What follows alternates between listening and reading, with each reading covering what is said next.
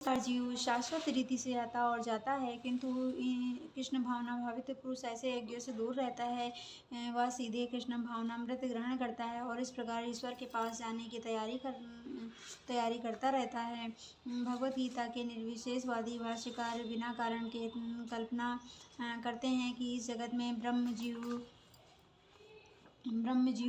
का रूप धारण करता है और इसके समर्थन में भी गीता के 15वें अध्याय के 7वें श्लोक को उद्धृत करते हैं। किंतु इस श्लोक में भगवान जीव को मेरा शाश्वत अंश भी कहते हैं। भगवान का अंश जीव भले ही भौतिक जगत में आ गिरता है, किंतु परमेश्वर अच्युत कभी नीचे नहीं गिरता है। अतः यह विचार कि ब्रह्म जीव का रूप धारण करता है ग्रहण नहीं है। यह स्मरण रखना होगा कि वैदिक साहित्य में ब्रह्म जीवात्मा को परम ब्रह्म परमेश्वर में पृथक माना जाता है। अधिभूतम धरो भावा पुरुष सचात्री दिदिदैवतम अधियज्ञो अहमेवातं वात्रा देति देहभृताम्बरम्। हे देहधारियों में श्रेष्ठ निरंतर परिवर्तनशील या भौतिक प्रकृति अधिभूत भौतिक अभिव्यक्ति कहलाती है। भगवान का विराट रूप जिसमें सूर्य तथा चंद्रमा जैसे समस्त देवता सम्मिलित हैं अधिदेव कहलाते हैं, तथा प्रत्येक देवधारी के हृदय में परमात्मा स्वरूप स्थित मैं परमेश्वर अधियज्ञ का स्वामी कहलाता हूँ।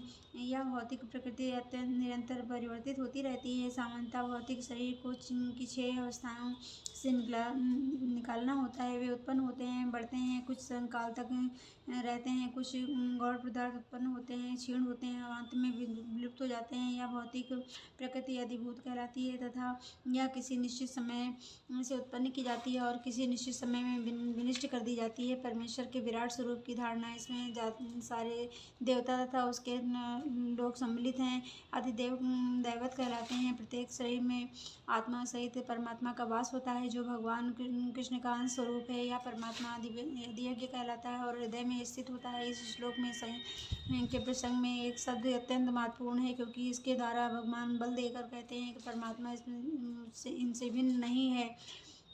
यह परमात्मा प्रत्येक आत्मा के पास आसीन है और आत्मा के कार्यकलापों का साक्षी है। अतः आत्मा की विभिन्न चेतनाओं का उद्गम है। यह परमात्मा प्रत्येक आत्मा को मुक्त भाव से कार्य करने की छूट देता है और उसके कार्यों पर निरखता रहता है। परमेश्वर के इन विविध स्वरूपों के सारे कार्य उस कृष्ण भावना भावित भक्त को स्वतः स्पष्ट हो जाते हैं जो भगवान की दिव्य सेवा में लगा रहता है। अधिदेव नामक भगवान के विराट स्वरूप का चिंतन उन नवदीक्षितों के लिए है जो भगवान के परमात्मा स्वरूप तक नहीं पहुंच पाते हैं। अतः उन्हें परामर्श दिया जाता है कि वे विराट रूप का चिंतन करें। इसके पांव अधोलोक हैं, जिसके नेत्र सूर्य तथा चंद्र हैं और जिसका सिर उच्च लोक है।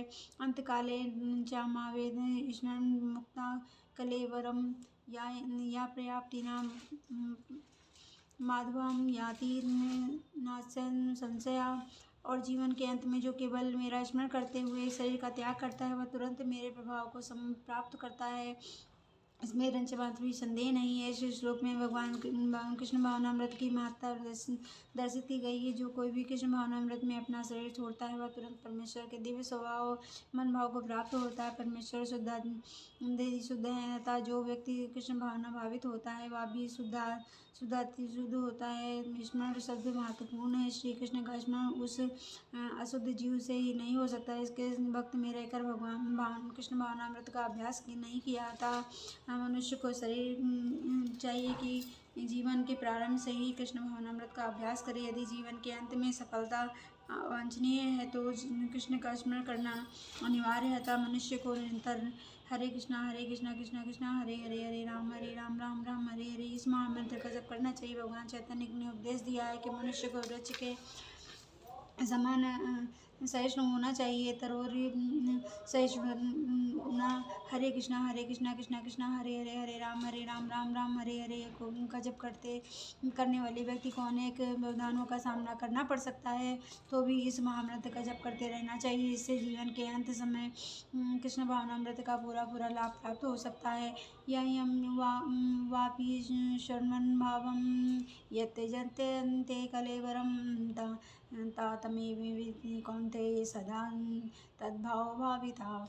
हे कुंती पुत्र, शरीर त्यागते समय मनुष्य जिस जिस भाव का स्मरण करता है वह उस भाव को निश्चित रूप से प्राप्त होता है। यहाँ पर मृत्यु के समय अपना स्वभाव बदलने की विधि का वर्णन है। जो व्यक्ति अपने अंत तक कृष्ण के चिंतन करते हुए शरीर को त्यागता है उसे परमेश्वर का दिव्य स्वभाव प्राप्त होता है। किंतु यह सत्य नहीं है कि यदि कोई मृत्यु के समय कृष्ण के अतिरिक्त और कुछ सोचता है तो उसे भी दिव्य अवस्था प्राप्त होती है। हमें इस बात पर विशेष ध्यान देना चाहिए। जो फिर कोई मन की यही अवस्था में किस प्रकार है।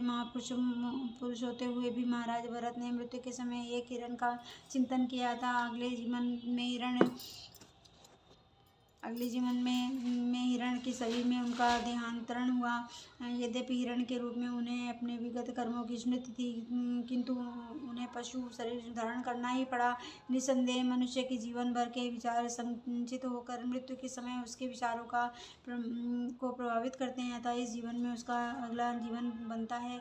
अगर कोई इस जीवन में सतोगुणी होता है और निरंतर कृष्ण का निरंतर चिंतन करता है तो संभावना यही है कि मृत्यु के समय श्री कृष्ण का स्मरण बना रहे। इससे उसे कृष्ण के दिव्य स्वभाव को प्राप्त करने में सहजता मिलेगी। यदि कोई दिव्य रूप से कृष्ण की सेवा में लीन रहता है और उसका अलग शरीर दिव्य आध्यात्मिक ही होगा, भौतिक नहीं है, तब हम जीवन के अन्य समय अपने स्वभाव को सफलतापूर्वक बदलने के लिए हरे कृष्णा कृष्णा कृष्णा हरे हरे राम राम राम हरे हरे का जप करना सर्वश्रेष्ठ विधि है।